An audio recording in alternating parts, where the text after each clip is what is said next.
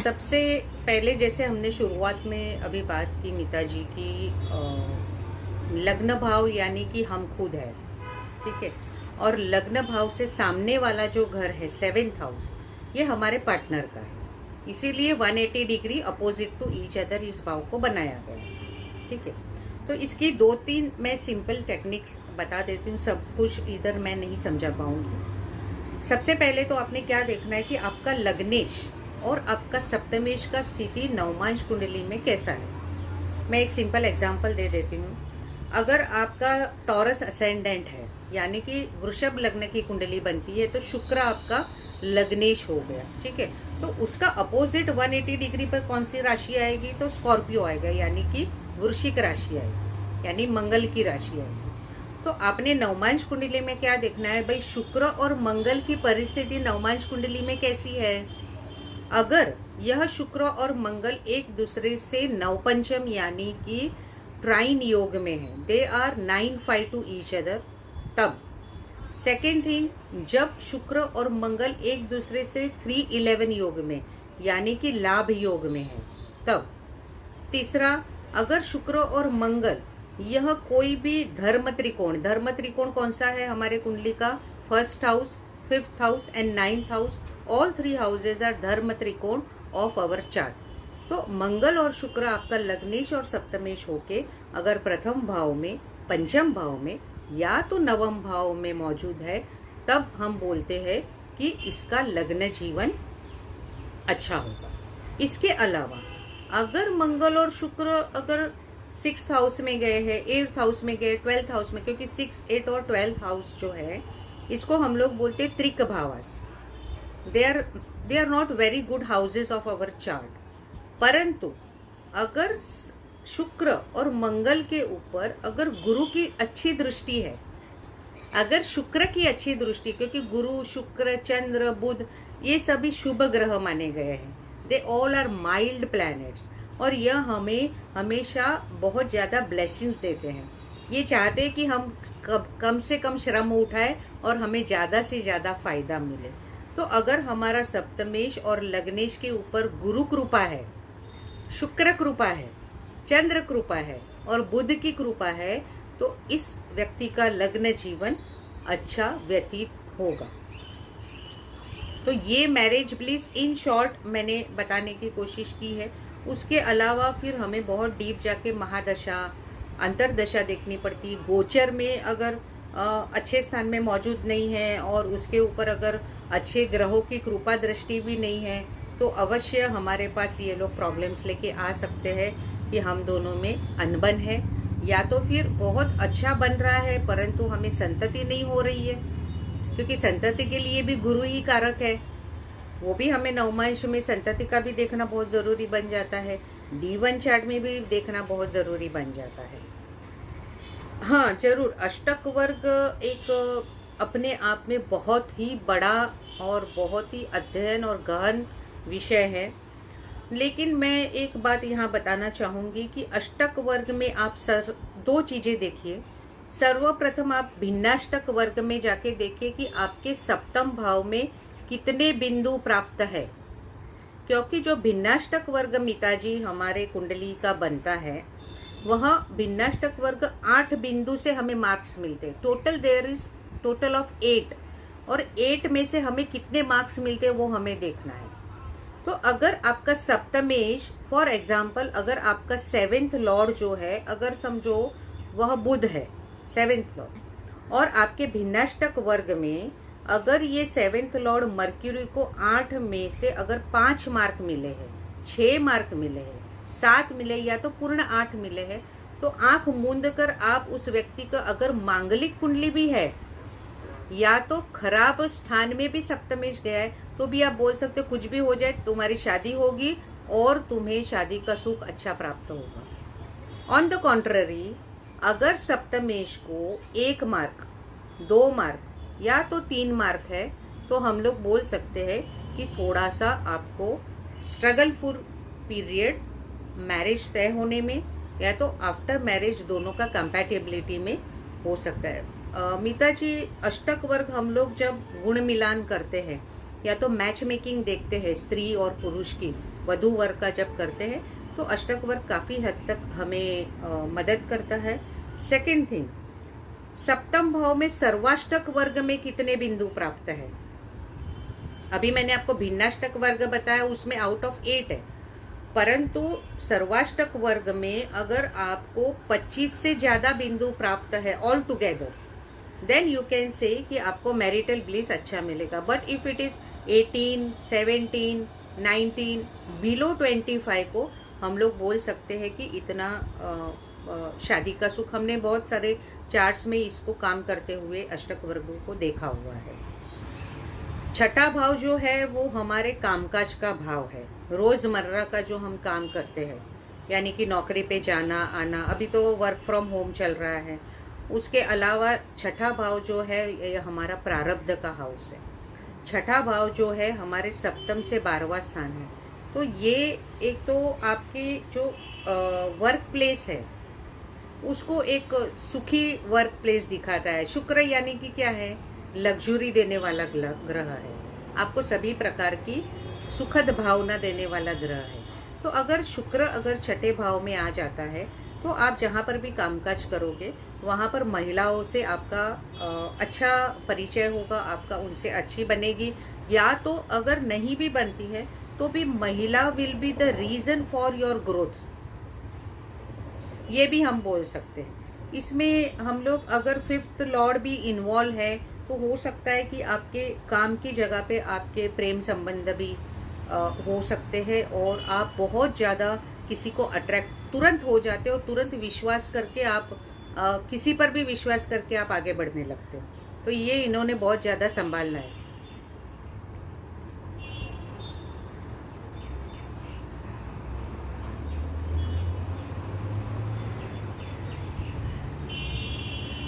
हम्म हम्म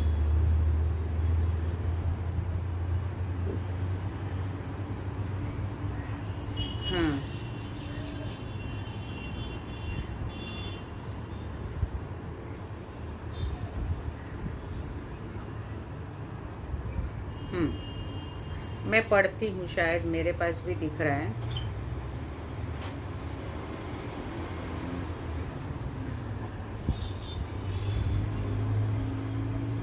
हाँ, Venus plus Ketu इन पुनर्वसु। पुनर्वसु यह नक्षत्र का नाम है। हाँ, पुनर्वसु यह गुरु का नक्षत्र है और वीनस और केतु, मिताजी शुक्र और केतु का कॉम्बिनेशन को हम लोग वैदिक ज्योतिष में स्त्री दोष के नाम से जानते हैं। वीनस को हम लोग ने महिला के नाम से जाना जाता है कि शुक्र यानी कि महिला, चंद्र यानी कि महिला। ठीक है, नाड़ी ज्योतिष अनुसार चंद्र को भी स्त्री का कारक माना गया है और शुक्र को भी माना गया है। अभी आप मुझे बताइए, जब स्त्री के कारक के साथ केतु जैसा ग्रह आ जाएगा तो क्या करेगा, उसको बिगाड़ देगा। इसीलिए शुक्र और केतु की जो जोड़ी होती है वह स्त्री दोष इस प्रकार से बताती है कि कोई तो बर्थ में इस व्यक्ति के द्वारा स्त्री का अपमान हुआ है या तो स्त्री के साथ इन्होंने अच्छाई नहीं की है। इसलिए इस जन्म में शुक्र के साथ केतु आने से क्या हुआ है कि एक फिजिकलिटी में इनको वियर्डनेस शायद ये अनुभव कर सकते हैं। सेकेंड थिंग, शादी होने में दिक्कतें आ सकती है। हो सकता है एक से ज़्यादा इनको शादी के योग आ सकते हैं क्योंकि पुनर्वसु नक्षत्र गुरु का है एंड गुरु इज कारका फॉर डबलिंग द थिंग्स।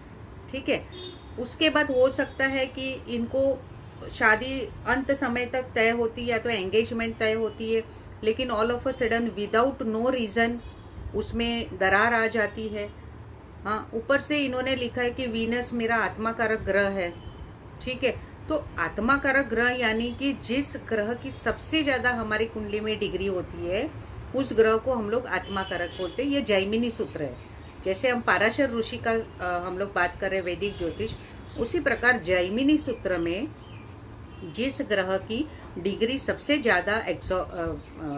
ज़्यादा होती है उसको हम लोग आत्मा कारक बोलते हैं। तो इन्होंने सबसे ज़्यादा देवी माँ की उपासना करनी है क्योंकि वीनस केतु हमेशा स्त्री सुख में कमी देते, और अगर ये महिला है और इनकी कुंडली में है तो इन्होंने मैक्सिमम महिलाओं के साथ जैसे हम लोग बोलते हैं ना, कुमारी का पूजन करना है, या तो नवरात्रि में थोड़ा एक टाइम खा के उपवास करना है, देवी माँ की आराधना करनी है, श्री यंत्र का पूजन करना है, बहुत सारी चीज़ें वीनस से रिलेटेड कर सकते हैं। ये केतु यानी कि गणपति देवता की उपासना करनी, ये वीनस केतु कई लोगों के कुंडली में होंगे, ये सभी के लिए मैं बता रही हूँ। And this really works very fantastically in fixing up of your marriage. अगर नवमांश में भी आपका वीनस केतु साथ में है, भले D1 में नहीं है परंतु नवमांश में है, तभी भी आपने ज़रूर ये वीनस और केतु का रेमेडीज ज़रूर करना है।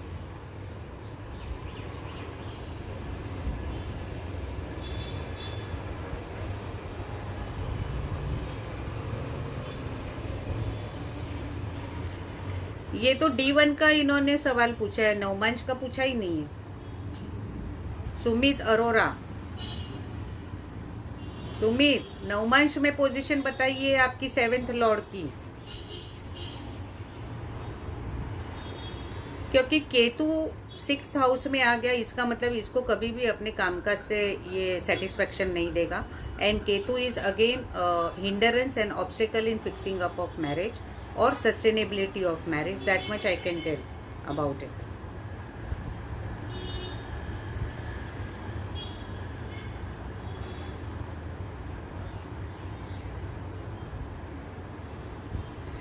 अगर आपका सप्तमेश शनि और बुध जैसा ग्रह है, ठीक है, तो लेट मैरिज की संभावना बढ़ जाती है। अगर शनि और बुध एक साथ सप्तम भाव में बैठ गए हैं तो लेट मैरिज की संभावनाएं बढ़ जाती हैं। अगर गुरु आपके लग्न में या तो सप्तम भाव में बैठा है तो लेट मैरिज की संभावनाएं बढ़ जाती हैं। मांगलिक योग अगर कुंडली में है, मांगलिक यानी कि प्रथम स्थान में, दूसरे स्थान में, चौथे स्थान में, 7वें स्थान में, 8वें स्थान में और 12वें स्थान में जब भी मंगल की परिस्थिति होती, या तो राहु या तो शनि की परिस्थिति होती है, उस समय लेट मैरिज की संभावनाएं बहुत ज़्यादा बढ़ जाती। सेकेंड, जब भी सप्तमेश के साथ राहु या केतु जैसे ग्रह आ जाते, यानी कि सप्तमेश को यह ग्रह ग्रहित कर लेते हैं, ग्रहण कर लेते हैं, उस समय उसको ग्रहण लग जाता है और लेट मैरिज की संभावनाएं बहुत ज़्यादा बढ़ जाती हैं। अगर सूर्य जैसा ग्रह आपके सप्तम भाव में आ जाता है, उस समय भी लेट मैरिज की संभावनाएं बढ़ जाती हैं।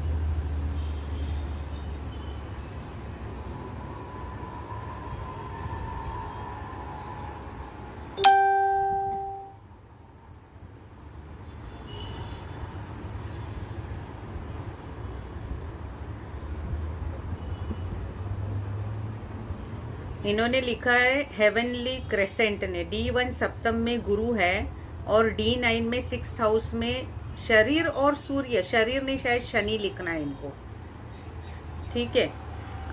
तो D9 चार्ट में इन्होंने क्या लिखा है, मुझे पहले तो क्वेश्चन ही समझ में नहीं आ रहा है। देखो, सबसे पहले मैं एक बता देती हूँ,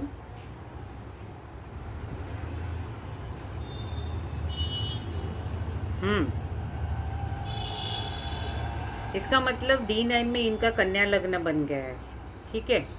और कन्या लग्न में 6ठे भाव में कुंभ राशि आती है। अगर कुंभ राशि में शनि जैसा ग्रह जाता है और सूर्य जैसा ग्रह जाता है, तो दोनों ही सूर्य शनि का शत्रु ग्रह है। और सूर्य वैसे भी 6ठे भाव में बहुत ज़्यादा हैप्पी नहीं होता है, क्योंकि वह वेस्ट दिशा की इंडिकेट करता है। West zone of our chart is 6th house, 7th house and 8th house. तो जब भी सूर्य वहाँ पर जाता है, उस समय वह लेट मैरिज की संभावनाएं बढ़ा देता है। और सेकेंड थिंग है, इन्होंने अपना हेल्थ का सबसे ज़्यादा ध्यान रखना है। थर्ड थिंग, जब भी ये शादी होने के बाद जब भी ये चाइल्ड प्रोजेनी का ट्राई करेंगे, हो सकता है कि इनको अपना पूरा शारीरिक जांच अच्छे से करवाना चाहिए, बिकॉज कुछ ना कुछ ब्लड रिलेटेड ट्रीटमेंट इनको लेने की ज़रूरत पड़ सकती है।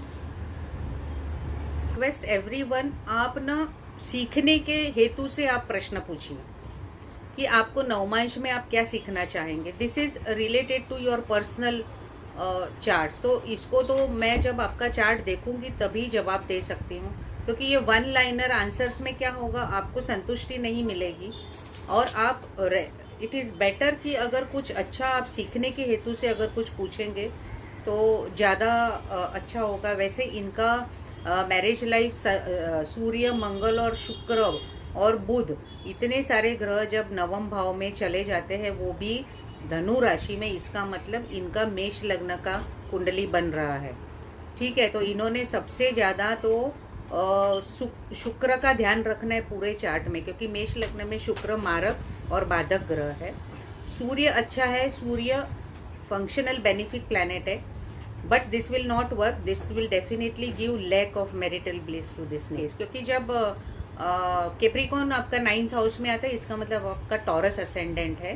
तो आप जरूर शनि की उपासना करिए, क्योंकि शनि जो है वो फंक्शनल बेनिफिक प्लैनेट है। अनुज, अहिक सुख के पीछे भागना नहीं है। Sometimes we only get attracted towards the physical things, we are not interested in the deeper meaning or deeper emotions of another person.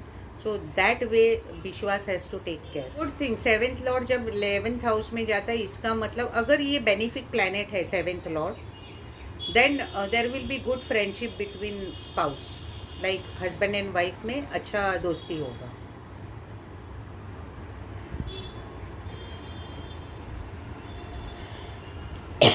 Yes, of course you have to consider Jupiter position in D9 chart. Jupiter बहुत ज़्यादा मायने रखता है D9 chart में। जैसे मैंने शुरुआत में बताया कि गुरु कृपा देखना बहुत ज़्यादा ज़रूरी है। If Jupiter is good in your chart, अगर D1 में नहीं है परंतु D9 में अच्छा है, जैसे कि कई बार ऐसा होता है मीता जी की हमारा जो लग्न कुंडली है उसमें एक आधा प्लैनेट एक्सॉल्टेड होता है, जैसे मैंने शुरुआत में बताया। लेकिन अगर D9 में वो नीच का हो गया तो आपको वो ग्रह पूर्ण फल नहीं देता है। उसी प्रकार अगर लग्न कुंडली में कोई ग्रह नीच का है परंतु नवमांश में उच्च का हो गया, तो जब भी उसका दशा अंतरदशा आएगा तो ये अच्छा फलित देगा। Is your 10th Lord and 10th house of D9 chart. नहीं, नवमांश में इन्होंने क्या लिखा है कि इनका जो सप्तमेश है वो 12वें स्थान में चला गया है और राहु सप्तम भाव में है। तो इंटरनेशनल कनेक्शन से या तो आफ्टर मैरिज इनके बाहर जाने के स्कोप बढ़ जाएंगे, या तो आउटडोर इनका बहुत ज़्यादा बनेगा। पेपर वर्क में इनको काफ़ी सारा प्रॉब्लम आ सकता है। So this person has to take good care of 12th lord rather than 7th lord posited जो है उससे भी ज़्यादा महत्वपूर्ण है। इन्होंने 12वें घर में जो ग्रह है, या तो 12वें ग्रह की जो राशि है 12वें स्थान की, उस पर इन्होंने ज़्यादा ध्यान देना है।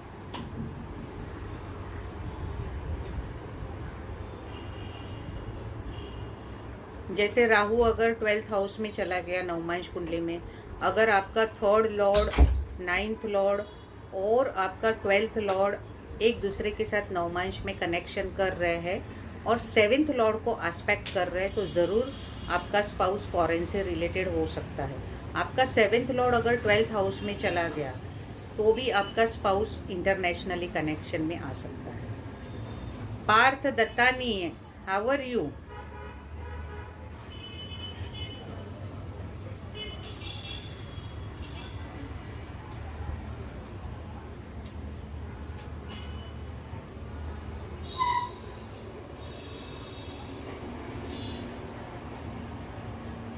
Yes, this Mercury debilitated will be in your Pisces sign. So it will always give you tendency to learn more and more. ये बहुत ही डीप अभ्यास कराता है, हायर एजुकेशन के लिए one of the best position. और आपने हमेशा पढ़ाई के माध्यम से अपनी परिस्थिति को और अपने जीवन क्रम को सुधारना। इट इज़ नॉट नेसेसरी कि आपने समझो फॉर एग्जांपल अभी MBA पढ़ लिया तो आपने उसमें नौकरी करनी चाहिए। But when you are improving your Jupiter in terms of debilitated Mercury, that time automatically this debilitation will be improving in an exaltation mode. This is a very deep secret, but I hope Parth you will understand it. See, basically what happens that here whatever you have written about your question, That means that your third lord is going in first house of chart. You are a self-made person. Second thing, when three of planets, but specifically when Sun or Saturn are going in your ascendant, that means these planets are dominating your seventh house, and definitely you have to take good care of your seventh lord. I think she said about which ascendant lord she is having. Ascendant is Sagittarius.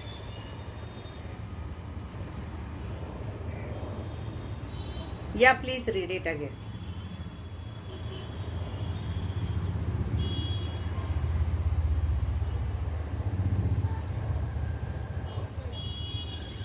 In Navmansha it is a Sagittarius ascendant. That is why I said that third lord is going in first house. So self-made person. But here in D1, if you have three planets in seventh house, it indicates late marriage like situation, or not feeling like getting married, just living life on your own terms and condition. Because more planets dominating your seventh house will make you more independent. Because when three or more planets are situated in your first house or seventh house of D1 or D9 chart, that time what happens, that they start fighting with each other. This is called as Graha Yuddha in Vedic Jyotish. Graha Yuddha. Each planet is trying to prove themselves. If Surya is there, if Saturn is there, if Mercury is there, all will try that, okay, I will give my fruit, I will give my fruit, I will give my fruit. And then what is happening? Nobody is able to give their fruit, and that house is becoming inactive. So this is the fruit. So you have to improve your Surya in this case. Surya mantra everyday chant, Om Suryaya Namaha. तो नहीं होगा. If Jupiter, अगर गुरु की position आपके D9 में अच्छी है, देखो D9 में पहले तो आपको ना गुरु का स्ट्रेंथ ढूंढने को और समझ में आना चाहिए. अभी मैंने थोड़ी देर पहले बताया कि सप्तम भाव में गुरु है, प्रथम भाव में गुरु है, तो लेट मैरिज भी देता है. लेकिन ऐसा नहीं कि नो मैरिज लाइक सिचुएशन देता है. तो in this case you have to understand कि कार्येश का यहाँ पर ज़्यादा काम नहीं आएगा. आपका सप्तमेश अगर 11वें भाव में भी है, दूसरे भाव में भी है, और अगर वो शुभ ग्रह है, तो ज़रूर शादी में सरलता से होगी, कठिनाइयाँ नहीं देगा. परंतु अगर वो दूसरे, 7वें या 11वें में अगर वो पाप ग्रह के साथ मौजूद है, तो अवश्य ये शादी में कठिनाइयाँ देगा. वो हमारे सप्तम भाव से सेकेंड हाउस है. ठीक है. Any house to second to any house is called as कुटुंब स्थान. हमारा खुद का कुटुंब स्थान कौन सा है कुंडली में? तो सेकेंड हाउस है. तो हमारे पति का कुटुंब स्थान कौन सा होगा? एर्थ हाउस होगा.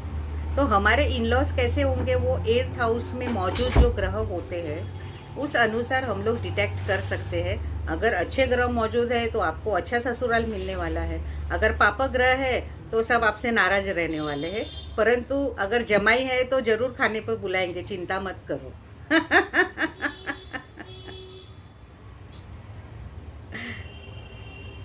इसमें ऐसा है कि तुला लग्न में, तुला राशि में जब आपका सेवेंथ लॉर्ड चला जाता है, which Scorpio ascendant, that means Venus is going in 12th house of your Navamsha. This is a good position. You have to improve your Venus. Sneha, शायद मैंने कंसल्टेशन में भी आपको यही बताया था. सो जस्ट गोइंग, आप आगे बढ़ते रहो, आगे सब अच्छा है. विद इन 1 मंथ आप मुझे एक मेल भेज देना कैसा चल रहा है वो. ये फिनेंशियली आपको अच्छा फ्रूट देंगे. बट मैरिटल ब्लिस में बिकॉज ऑफ मार्स थोड़ा अग्रेशन रहेगा, यानी कि मेरा ही सही है, सामने वाला बोलेगा मैं ही सही हूँ. तो this way you have to take good care of your Mars. But other than that property वगैरह काफ़ी अच्छा मिलेगा. बिकॉज कैंसर में अगर मार्स गया है तो भी this Mars will give good fruits.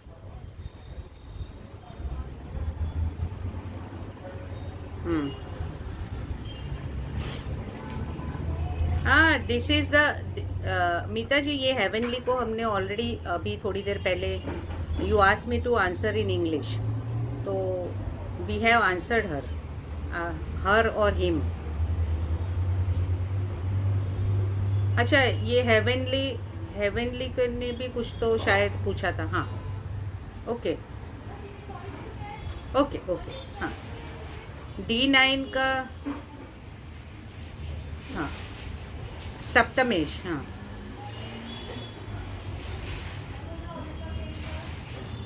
समसप्तक योग में है। हाँ, तो विवाहिक सुख कैसा होगा? समसप्तक योग यानी कि 180 डिग्री अपोजिट, जिसको हम लोग वैदिक ज्योतिष की भाषा में बोलते हैं प्रतियोग।